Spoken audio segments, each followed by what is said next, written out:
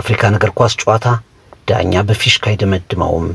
አህጉሪቱን መሳቂያ ማድረግ የማይሰለቸው ራሱ አስተዳዳሪና ጠባቂ የሚያስፈልገው የእግር ኳሱ የበላይ ጠባቂ ካፍ ዳኛው በፊሽካ የደመደሙትን ጨዋታ ቢሮ ውስጥ ይቀጥለዋል።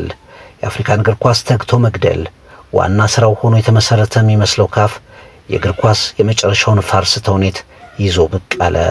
የሞሮኮ ተጫዋቾች ሽንፈታቸውን ተቀብለው ከረሱት በኋላ ሴኔጋል ሻምፒዮን ቡድኗን ድብልቅልቅ ባለ አቀባበል ሽልማት አክብራ ከጨረሰችም በኋላ ዓለም የአፍሪካ ዋንጫውን ትዝታ አድርጎ የዓለም ዋንጫን ሊቀበል የተዘጋጀ ባለበት ጊዜ በነውሩ አትርሱኝ የሚለው ካፍ 2 ወራትን አንቀላፍቶ አዲስ የአህጉሪቱ ሻምፒዮን ይዤ መጥቻለሁ ብሎ ሞሮኮን እነሆ ሻምፒዮን ብሏል። ዓለምም አፍሪካውያንም ከብስጭት ይልቅ በሳቅ ፈረስ ያሉበትን ውሳኔ ይዞ ብቅ ብሏል ካፍ።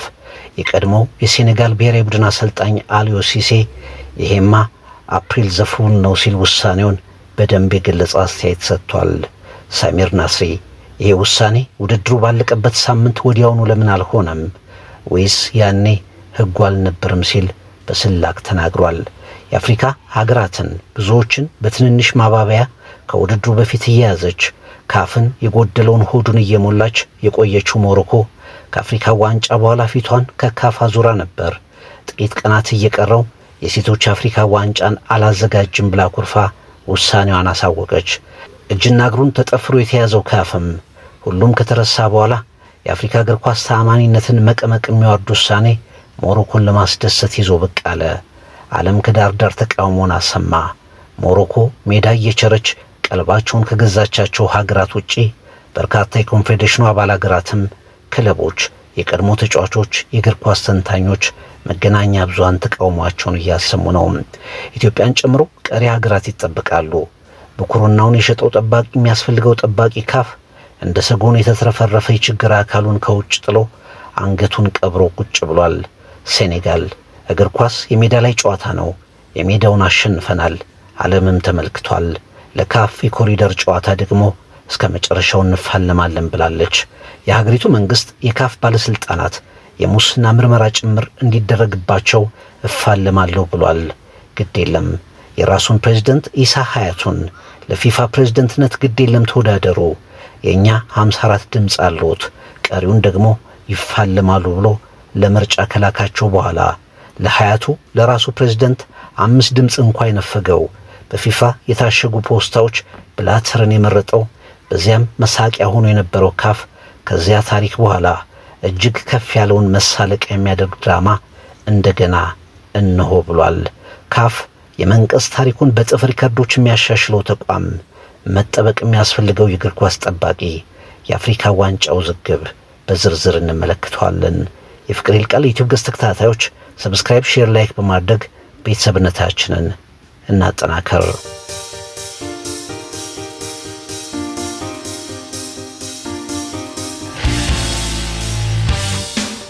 እግር ኳስ በአፍሪካ አንዳንዴ ከስፖርት ይልቅ ወደ ቲያትርነት፣ ወደ ተጻፈ ስክሪፕትነት ያደላል ይላሉ። ሜዳው ላይ አያልቅም፣ ከሜዳው በኋላ ያለው ጨዋታ ከሜዳው በላይ ረጅም ነው ብለው ይናገራሉ። ደጋፊዎች ብዙ ጊዜ በአፍሪካ እግር ኳስ ላይ ተስፋ አይቆርጡም።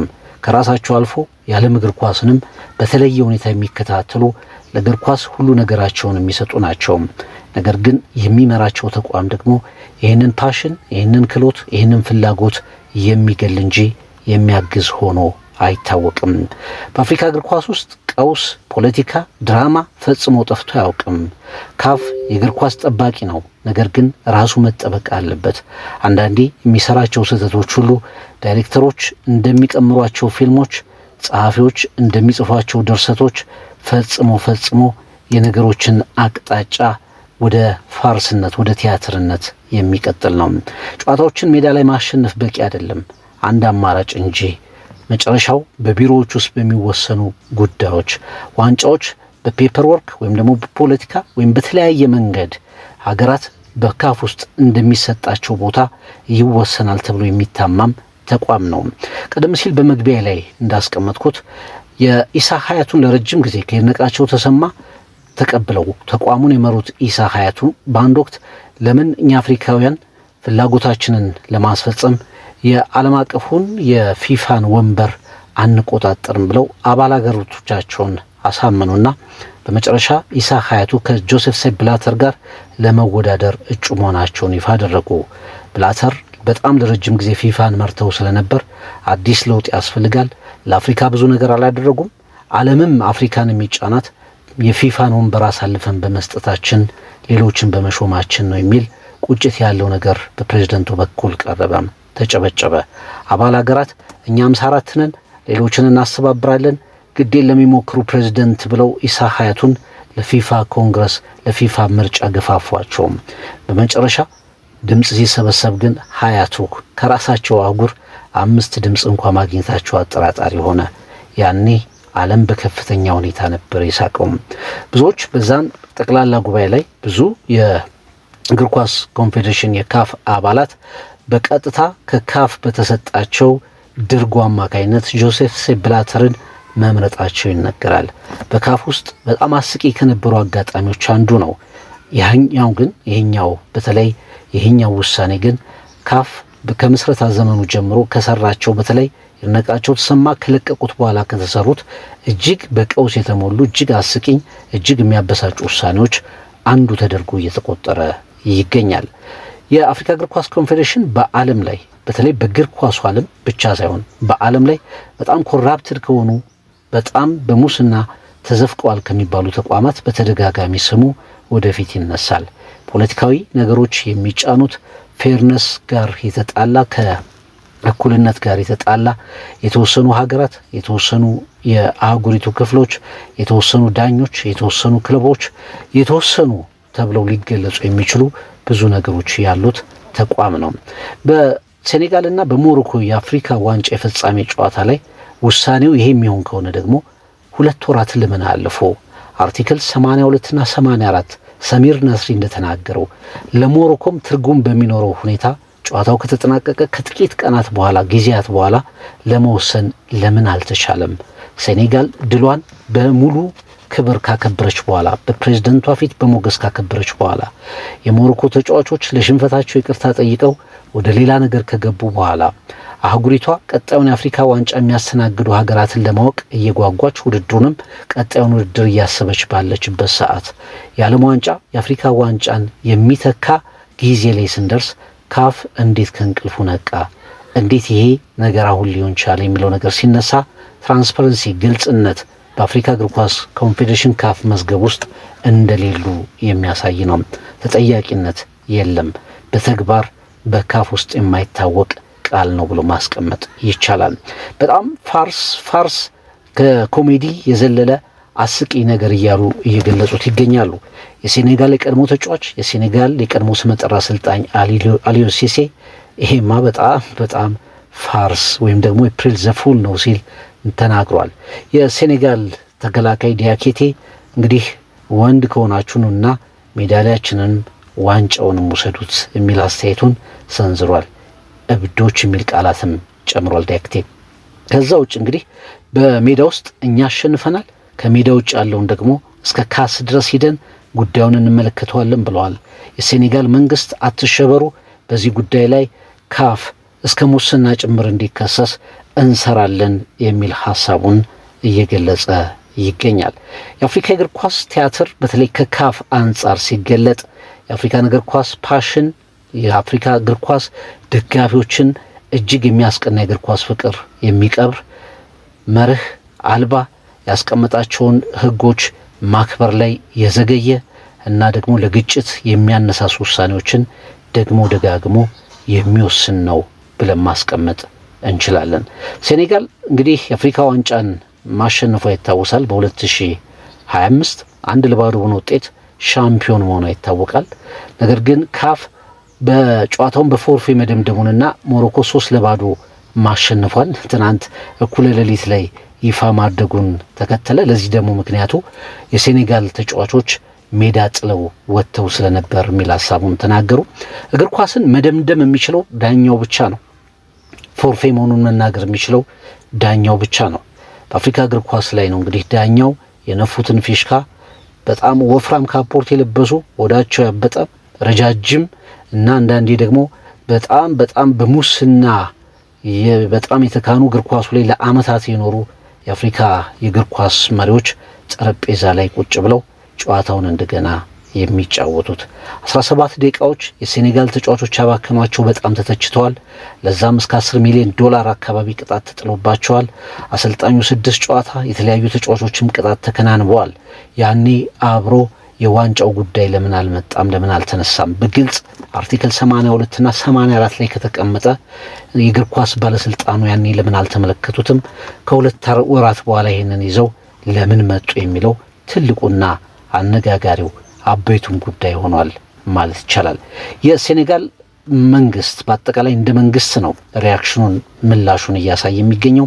በጣም ገለልተኛና ኢንተርናሽናል ኢንቨስቲጌሽን ያስፈልጋል ሲል ተናግሯል። የአፍሪካ እግር ኳስ ኮንፌዴሬሽን መሪዎችንም እንደዚሁ በጣም ፍትህ የማያውቁ ገለልተኛ ያልሆኑ እና ደግሞ በጣም ህጎችን አጣመው የወሰኑ እስከ ሙስና ክሶች ድረስ እንዲጠየቁ እንሰራለን የሚል ሐሳቡን ተናግሯል። ከዛ ውጪ ለኮርት ኦፍ አርቢትሬሽን ፎር ስፖርት ለዓለም አቀፍ የስፖርት የግልግል ፍርድ ቤት ጉዳያችንን ይዘን እንሄዳለን ሲል ተናግሯል። ያልተጠበቀ በጣም ፍትሃዊ ያልሆነ እና ፈጽሞ ተቀባይነት የሌለው ሲሉ ተናግረዋል። ኢድሪሳ ጋና ጌን የመሳሰሉ ተጫዋቾች፣ ሳዲዮ ማኔን የመሳሰሉ ተጫዋቾች እውነተኛ ሻምፒዮኖቹን ዓለም ተመልክቷል ሜዳ ላይ ሌላውን አናውቅም የሚል ሐሳቡን ተናግረዋል። ሁሉም የሴኔጋል ተጫዋቾች ማንም እስኪ ሜዳሊያችንን እንድንመልስ የሚያስገድደን እናያለን፣ የአፍሪካ ዋንጫውን ማን እንደሚያስመልሰን እንመለከታለን የሚል ሐሳባቸውን ማንሳታቸው ይታወቃል። ወደዛ ጨዋታ በትዝታ ስንመለስ እንግዲህ 98ኛው ደቂቃ ላይ በቫር ተመልክተው ዳኛው እኚህ ዳኛ እንደው በአፍሪካ እግር ኳስ ውስጥ ከታዩ እጅግ መጥፎ ከሚባሉ ዳኞች መካከል አንዱ ነበሩ። ከተልኮ ጋር የመጡ ዳኛ ናቸው ማለት ይቻላል። ጂን ጃኩስ ነዲያላ በቫር ያንን ፔናልቲ ሰጡ። አስቀድሞ እንደዚሁ ሴኔጋል ብሔራዊ ቡድን የከለከሉት ነገር ስለነበር ሜዳ ላይ ከፍተኛ ብስጭት ተነሳ። መጨረሻ የሞሮኮ ብሔራዊ ቡድን ተጫዋቾች ሜዳ ላይ ቆዩ። የሴኔጋል ብሔራዊ ቡድን ተጫዋቾች ወደ መልበሻ ክፍል ገቡ። ምስጋና ለሳዲዮ ማኔ እና ለአንዳንድ በጉዳዩ ላይ ሐሳባቸውን ለሰጡ ተጫዋቾችንም ላረጋጉ ኮከቦቹንና የሴኔጋል ብሔራዊ ቡድን ተጫዋቾች ተመልሰው ከ17 ደቂቃ በኋላ ሲመጡ ብራሂም ዲያዝ ፔናልቲዋን መታ። ግብ ጠባቂው በፓኔንካ ነበር የመታት እንደምታስታውሱት። የሴኔጋሉ ግብ ጠባቂ ኳሷን በቀላሉ ያዛት። ከዛ በኋላ ሴኔጋል ብቸኛዋን የማሸነፊያ ጎል በተጨማሪ ደቂቃ ላይ አስቆጥራ የአፍሪካ ዋንጫ ሻምፒዮንነት ለሁለተኛ ጊዜ አሳካች ማለት ነው። በእርግጥ በዛን ወቅት ዣን ኢንፋንቲኖን ጨምሮ የእግር ኳሱን የተመለከቱ ሁሉ የሴኔጋል ተጫዋቾች ሜዳ ጥለው የሜዳቸውን ጉዳይ ሲያወግዙ ነበር። ዣን ኢንፋንቲኖ አናክሰፕተብል ነው፣ ተቀባይነት የሌለው ነው ማለታቸውን እናስታውሳለን። ከዛ ውጪ ቅጣቶችም መቀጣታቸውን እናስታውሳለን። ነገር ግን በዛ ጨዋታ ላይ ብዙ ነገሮችን ተመልክተናል። በጣም በሞሮኮ በኩል አንደኛው የሴኔጋል ብሔራዊ ቡድን የደረሰበት የጉዞ እንግልት ምንም ያልተባለ የሴኩሪቲ ጉዳይ የሞሮኮ ተጫዋቾች የሴኔጋል ተጫዋቾች በሞሮኮ ደጋፊዎች ውስጥ እንዲያልፉ የተደረጉበት በአጋጣሚ በጨዋ ደጋፊዎች መካከል በማለፋቸው ምክንያት ምንም አይነት እንቅፋት ሳይገጥማቸው መድረሳቸው፣ የሜዳ ልምምድ መነፈግ፣ በዋና ከተማዋ ላይ ሜዳ መስሪያ እንዲያጡ መደረግ፣ እጅግ የሚያሳፍሩ ኳስ አቀባዮች የሴኔጋል ተጫዋቾችን የሚያሰቃዩ የግብ ጠባቂ ፎጣ የሚነጥቁ፣ በኋላ ደግሞ ዳኛው ሜዳ ላይ እንግዲህ ከእንግዲህ እግር ኳስ ላይ መታየት የሌለባቸው ዳኛ የፈጠሯቸው ነገሮች፣ የሞሮኮ ፔናልቲ ደጋፊዎቹ በፊት ጨዋታዎች ጀምሮ አስቀድሞ በነበሩ ጨዋታዎች ጀምሮ ተጫዋቾች ላይ ሌዘሮችን የሚያበሩ ሁሉም በካፍ ሕግ ውስጥ በጣም ቢታዩ ሞሮኮን የሚያስቀጡ ነገሮችስ ምን ሊባሉ ነው የሚል ቁጣ የቀሰቀሰ ነገር ማየታችን ይታወሳል። የቀድሞው የካፍ የስነ ስርዓት ኮሚቴ ኃላፊ ራይሞንድ ሃክ አንድ ነገር ተናገሩ። ይሄ የፖለቲካ ጣልቃ ገብነት ነው፣ የእግር ኳስ ውሳኔ አይደለም ብለዋል። የካፍ የዲሲፕሊን ኮሚቴ ባለቤት መሪ የነበሩ ሰው ናቸው። በእግር ኳስ ውስጥ ጨዋታውን መደምደም የሚችለው ዳኛ ብቻ ነው ብሎ ተናግረዋል። ኦንሊ ዘ ሪፈሪ ካን ኢንድ ማች ብለዋል። ፊፋ ያንን ጨዋታ ቀጥሎ ፎርፌ የሚሰጠው ካፍ ፎርፌ የሚሰጠው ኬታ አምጥቶ ነው ዳኛው የደመደሙትን ጨዋታ ካፍ በቢሮ ውስጥ የሚከፍተው አፍሪካ ውስጥ ብቻ ነው። ስለዚህ የአፍሪካ እግር ኳስ ኮንፌዴሬሽን ውሳኔ በዚህ ምክንያት በርካቶችን አበሳጭቷል። ከሁሉ በላይ ካፍ የሚባለው ተቋም በእርግጥም ክሬዲብል አልነበረም፣ ተአማኒ አልነበረም። የበለጠ ተአማኒነቱ መቀመቅ የሚወርድበትና የነተበ ተቋሚ መሆኑ ጉዳይ ከፍ ብሎ የሚታይበት ነው። ሌላ ኮንትሮቨርሲ አፍሪካ የሚባል ሌላ የግጭት አቅጣጫ ከፍ ብሎ እንዲታይ የሚያደርግ ነገር ተመልክተናል። እንግዲህ ጉዳዩ ወደ ካስ ያቀናል፣ የዓለም የስፖርት የግልግል ፍርድ ቤት ያቀናል ተብሎ ነው የሚጠበቀው። በ6 ወራት ውስጥ አፒል ማድረግ ይቻላል። ሞሮኮ ሲቹዌሽኑን እንግዲህ በሞሮኮ በኩልም እንደሚሰማው ከሆነ ደጋፊዎች ሁለት አይነት ስሜት አላቸው። ካፍ ይህንን ውሳኔ መወሰኑ እንደ ተጎርተናል ብሎ ለሚያስቡ ዘግይቶም ቢሆን ውሳኔው መሰጠቱ አንድ መልካም ነገር ሆኖ ቢቆጠር እንኳን ለሞሮኮውያን የዘገየ ፍትህ ደግሞ እንደተነፈገ ይቆጠራል እንደሚባለው ለሞሮኮም ራሱ የማይጠቅም ውሳኔ ጭምር ነው የተወሰነው በሚል የሞሮኮ እግር ኳስ ላይ ያሉ ደጋፊዎችም ጭምር አስተያየታቸውን እየሰጡ ይገኛሉ። ውሳኔው ይህ ከሆነ ለምን 2 ወራት አንቀላፋ ካፍ? ለምን አስቀድሞ እነዚህን ህጎች ለምን አስቀድሞ እነዚህን ህጎች አልተመለከተም የሚለው ሐሳብ መነሳት ይኖርበታል። ይህንን ሞሮኮያን በከፍተኛ ሁኔታ እየተነጋገሩበት ይገኛሉ እና በአጠቃላይ ግን በአፍሪካ አህጉር በጣም በከፍተኛ ሁኔታ መነጋገሪያ የሆነ ጉዳይ ሆኗል። አፍሪካ ለጉዳዩ ላይ በቁጣ ጭምር ምላሽ እየሰጠች ትገኛለች።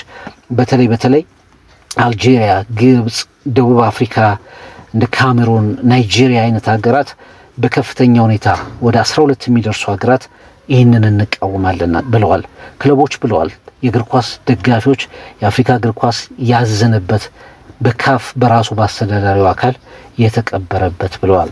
የአፍሪካ እግር ኳስ መስራቿ ኢትዮጵያስ እንላለን። በእርግጥ ከሞሮኮ ድጋፍ አግኝተው ችግራቸውን እንዲያልፉ ከሆኑ ሀገራት መካከል አንዷ ኢትዮጵያ ነች። ግን እንደ ካፍ ሁሉ በሞሮኮ ስጦታዎችና ማባበያዎች ኢንጀስቲስ የእግር ኳስ ኢንጀስቲስን ዝም ብላ መመልከት የለባትም። ምክንያቱም ይቺ ሀገር ካፍን በይድነቃቸው ተሰማ የመራች የካፍ ወርቃማ ዘመን ላይ ምልክት የነበረች ሀገር ነችና ለሞሮኮ ማባበያዎች የኢትዮጵያ እግር ኳስ ፌዴሬሽን ብዙ ሳይታለል ብኩርናውን የእግር ኳስ ቀዳሚ ሀገር መሆኗን ኢትዮጵያን ከግምት አስገብቶ ግራና ቀኙን አይቶ ውሳኔዎችን እንዲያስተላልፍ እንጠብቃለን።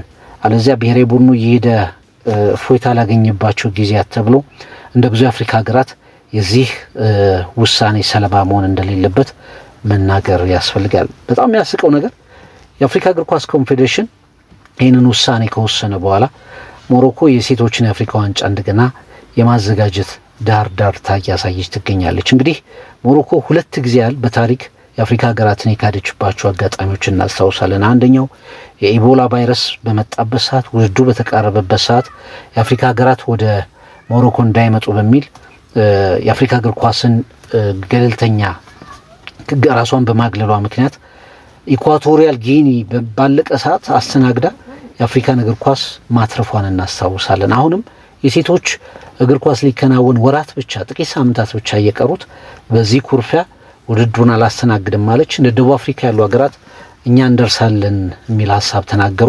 አሁን የውሳኔ ከተወሰነ በኋላ ግን ተመልሳ ሞሮኮ እንድታደርገው እንደነበረው ነገር የአፍሪካ ዋንጫውን የሴቶች ውድድር እናስተናግዳለን ወደሚል ነገር መምጣቷ እየተሰማ ይገኛል። ይሄ ለአፍሪካ እግር ኳስ ትልቅ ስድብ ነው።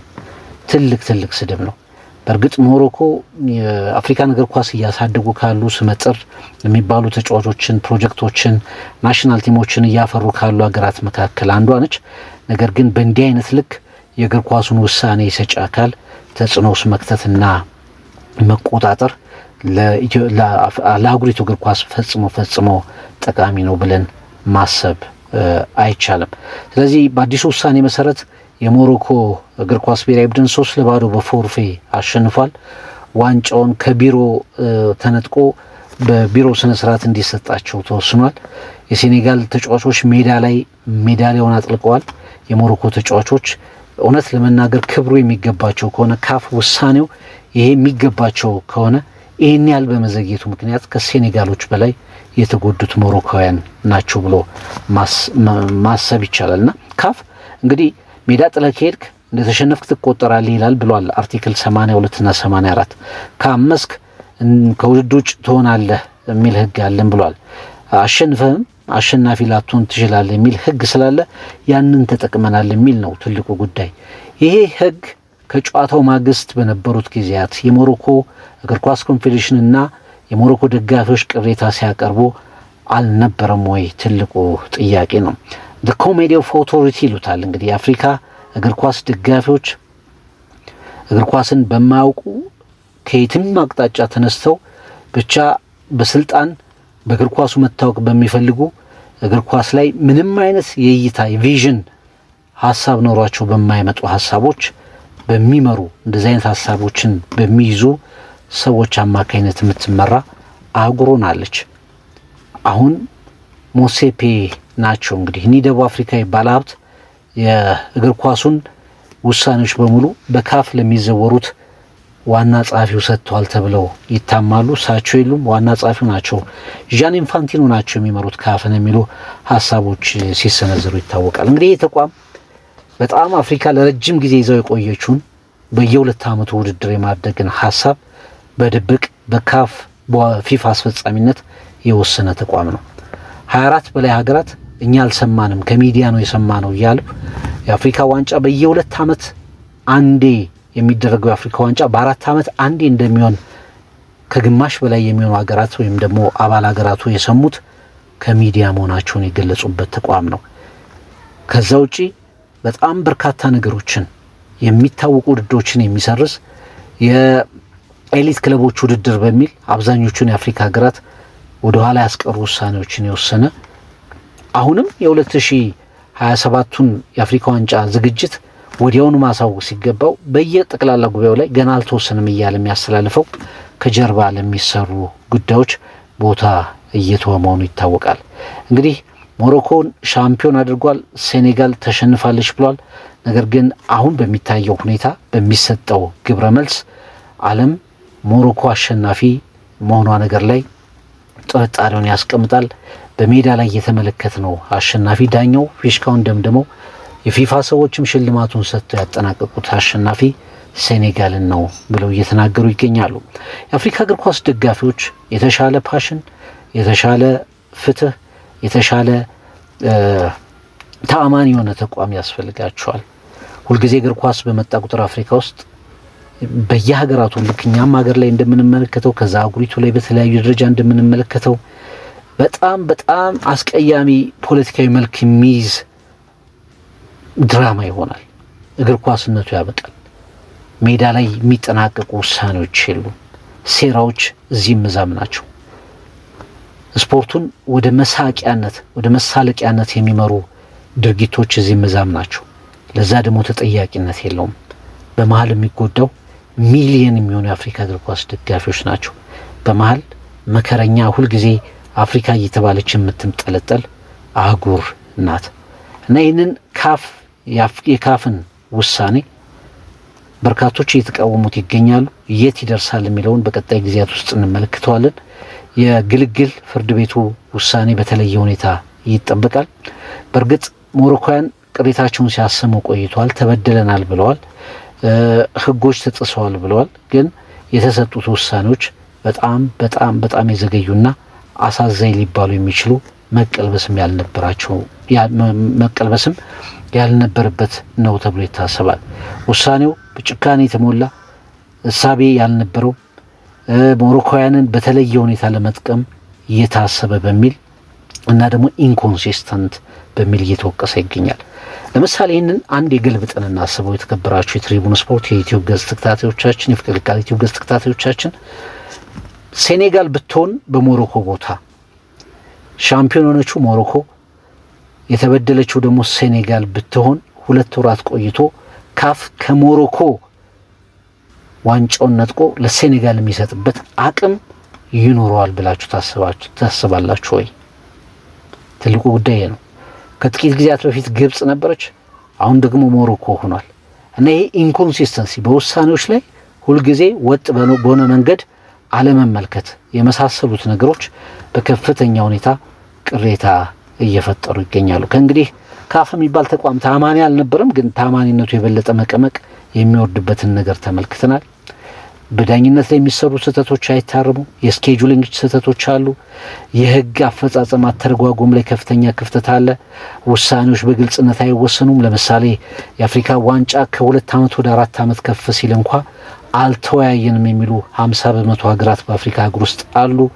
ነገር ግን የአምባገነኖች ስብስብ ደግሞ ነገሮችን ለማስፈጸም ጥረቶችን ሲያደርግ እንመለከታለን። ሞሮኮ ከካፍ ጋር አስቀድሞም ከአፍሪካ ዋንጫውም ጭምር በፊት ከአፍሪካ ዋንጫ ዝግጅቷም ጭምር በፊት ያልተቀደሰ ጋብቻቸው መስተካከል አለበት የሚሉ ቅሬታዎችን ሲያቀርቡ እንደነበር እናስታውሳለን። አንሆሊ አሊያንስ ያልተቀደሰ ጋብቻ አለ በካፍና በሞሮኮ በኩል በካፍና በብዙ ሀገራት መካከል መጥፎ የሚባል ውጤቱ ለመቀበል የሚከብድ ለማስታረቅ ከባድ የሆነ ጋብቻ አለ በሚል በርካቶቹ ወቀሳ ሲሰነዝሩ ነበር። የተዘራው እየታጨደ ይመስላል። የአፍሪካ እግር ኳስ በመጨረሻ እንዴትስ ይሆናል? የአፍሪካን እግር ኳስ ጨዋታ ዳኛ በፊሽካ አይደመድመውም። አህጉሪቱን መሳቂያ ማድረግ የማይሰለቸው ራሱ አስተዳዳሪና ጠባቂ የሚያስፈልገው የበላይ ጠባቂ ካፍ ዳኛው በፊሽካ የደመደመውን ጨዋታ ቢሮ ውስጥ ይቀጥለዋል። ጥር ላይ ወይም ደግሞ የካቲት መጀመሪያ ላይ የቆመው የአፍሪካ ዋንጫ በካፍ ቢሮ ውስጥ ቀጥሏል። ማን ያሸንፋል? በቀጣይ ቀናት የምንመለከተው ይሆናል። የእግር ኳስን የመጨረሻውን ፋርስ ተውኔት ይዞ ብቅ ያለው ካፍ ወይስ የሞሮኮ ተጫዋቾችና ደጋፊዎች ሀገሪቱ አለዛም ደግሞ ፌር ፕሌይ ብለው እየጮሁ ያሉት በርካታ የአፍሪካ ኮንፌዴሬሽን አባላት ሴኔጋልን ጨምሮ ማን መጨረሻ ላይ ከብዶ ወይም ደግሞ አሸንፎ ይወጣል? ይህ የሰሞኑ ክስተት ነበር። ተከታታይ ዘገባዎችንም እንደዚሁ በትሪቡን ስፖርት ፕሮግራማችንና በሌሎች አጋጣሚዎች በዩቲዩብ ገጻችን ላይ ይዘን እንቀርባለን። መልካም ጊዜ።